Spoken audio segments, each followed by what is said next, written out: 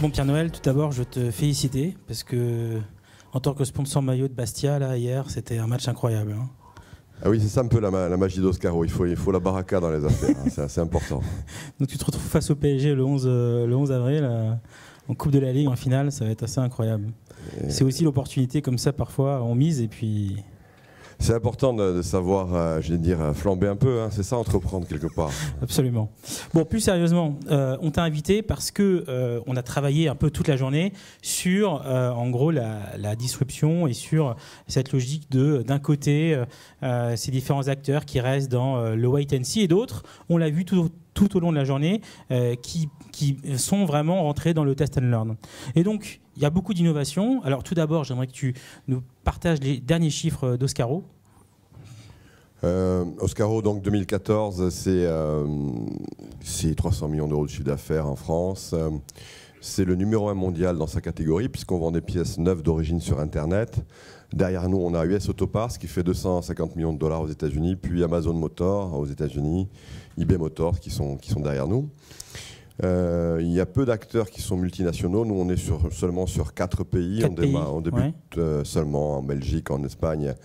Et on a un gros laboratoire aux États-Unis. Aux États-Unis, on ne fait que 30 commandes par jour, mais c'est vraiment notre labo de pointe pour le test de l'Internet du futur, on va dire. Et donc, vous avez quoi, à peu près 500 combien de collaborateurs ? Un peu plus. Avec, équivalent temps plein avec les intérimaires, c'est 800 personnes aujourd'hui en France. Ouais. Ok. Et donc, tu as été un des premiers, le premier d'ailleurs, à essayer de structurer cette chaîne de valeur autour des pièces détachées, qui était un marché qui était extrêmement atomisé quelque part. Alors, la pièce détachée d'origine, elle appartenait jusqu'en 2002 aux constructeurs automobiles qui se servaient allègrement dans la poche des Français, hein, puisque même aujourd'hui, un capot de 205 ou de 206, ça a augmenté ça fait 3 fois en 4 ans. Ah oui ? Donc, quand les constructeurs ont besoin d'argent, ils savent où prendre l'argent. Les pièces détachées. Les pièces détachées. Donc, nous, on a rendu, depuis 2005, depuis l'ouverture, vraiment, on a rendu 1 milliard d'euros de pouvoir d'achat aux Français pour imiter Xavier Niel qui m'a dit que je pouvais me servir de ça. Donc, ah oui. Respect. Donc voilà, effectivement, Oscaro, c'est d'abord une boîte de technologie. Nous, on est des amateurs de technologie, d'industrie, et on a construit Oscaro autour d'une usine logistique très importante, et puis autour d'une usine logicielle où on produit de la correspondance entre les pièces et les véhicules. C'est très difficile, c'était une donnée qui n'était pas en vente libre. D'accord. Donc la première innovation d'Oscaro, ça a été de dire aux gens... Cette base de connaissances que vous avez créée, qui n'existait pas. Exactement. D'associer modèle et pièces détachées. Modèle et pièces détachées. Donc ensuite, on a fait, sans le savoir, de la long tail, parce qu'en 2004-2005, on ne savait pas ce que c'était que la long tail. On a ouvert 60 000 références, puis 100 000, puis maintenant 500 000 références.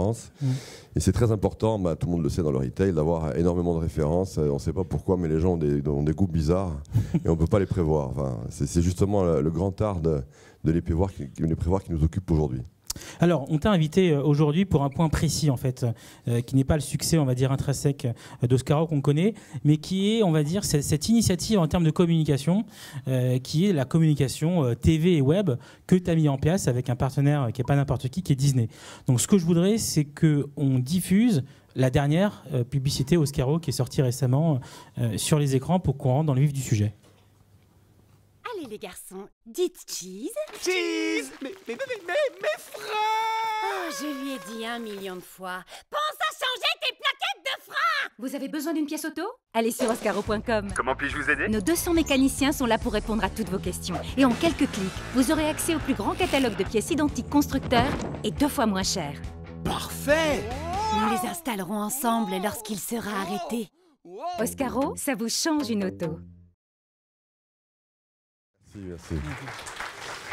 Donc là, c'est quand même assez original. Aller chercher Disney et Pixar pour aller faire une pub pour un site e-commerce de pièces détachées, il faut le vouloir, quoi. Nos concurrents sont fondamentalement les constructeurs automobiles qui achètent ces pièces chez Bosch, Valeo, Magneti Marelli, qui les font badger à leur nom et qui les vendent à 3 fois le prix. Donc effectivement, on a cette campagne permanente sur la pièce de contrefaçon qui est fausse. Nous, on vend que des pièces d'origine qui viennent de chez ces équipementiers.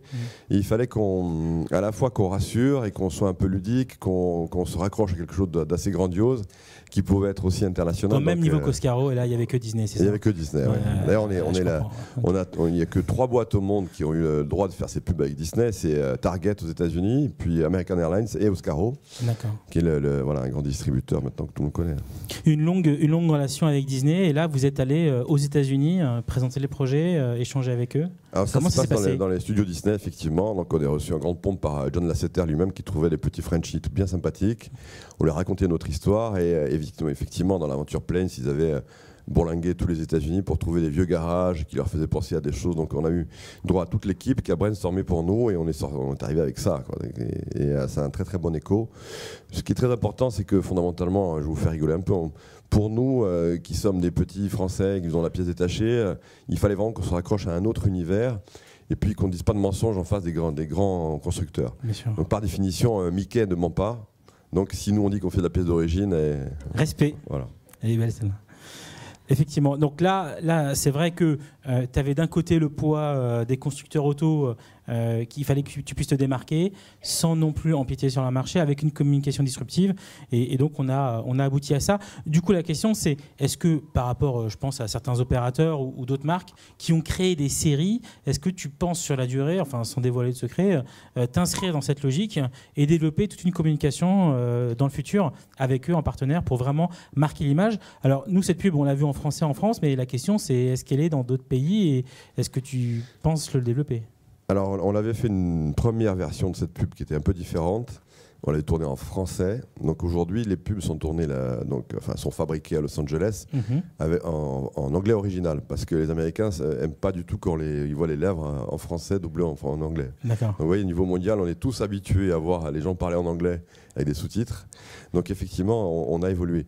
Bon, c'est pas un secret, hein, c'est une longue histoire qui commence avec Disney. Hein. On a plein de choses à faire dans la franchise Planes, la franchise Cars. Et vraisemblablement parce qu'on est complètement des geeks chez Oscaro dans la nouvelle franchise Star Wars. Waouh, là tu nous annonces un truc là, non? Oui, en direct. Ok, très bien. En gros, quel conseil, là on l'a vu, disruption en termes d'innovation, à la fois sur la plateforme en termes de connexion, quel conseil tu auras à donner aux retailers qui sont présents avec nous aujourd'hui?